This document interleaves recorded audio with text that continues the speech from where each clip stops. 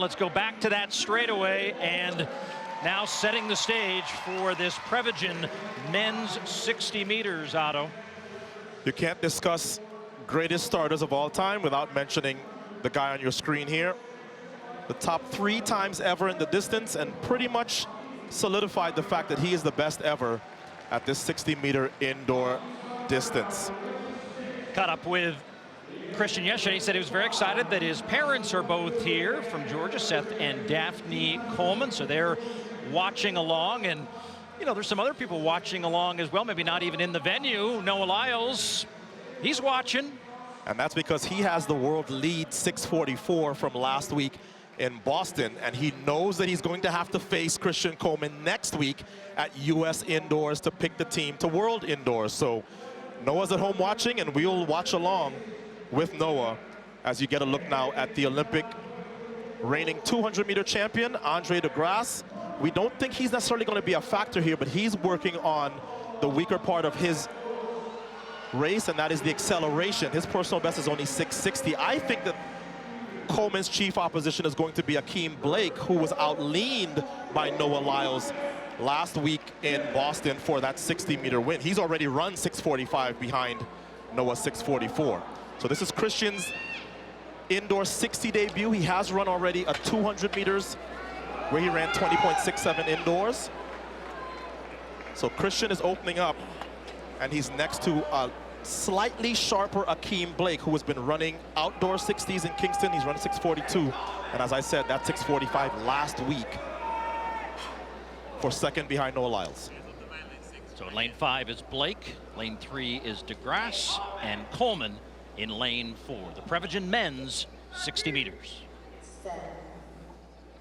I saw Foster on the outside, way on the outside. I think that could be JT Smith in 9, and his hands above his head probably making him look a little bit more guilty than he wants to right now. Yeah, this is when you stop making any eye contact with any official, as they'll check the... And we had a false start last year as well. It was Noah Lyles who false started and then ran under protest. Look to the left of your screen in 9. That's JT Smith in the red and blue, way out here.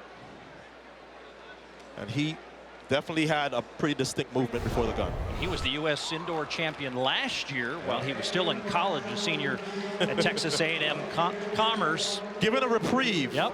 He was told to come up and hold steadily at set, and he will get another shot. Looking forward to that head-to-head matchup next week in Albuquerque, which, quite honestly, is the site of that world record back in 2018 for Coleman. It's at altitude, which means the sprint times are going to be aided. So I think you have to look forward to that. You have to look forward to the hurdles, because men and women, it's always competitive in the United States. World Indoors will be good as well. World Indoors in early March in Glasgow, Scotland. U.S. Indoor Championships next weekend in Albuquerque. We'll have that coverage for you next Saturday here on NBC. Back in the blocks for the second attempt at the start of the men's 60 meters.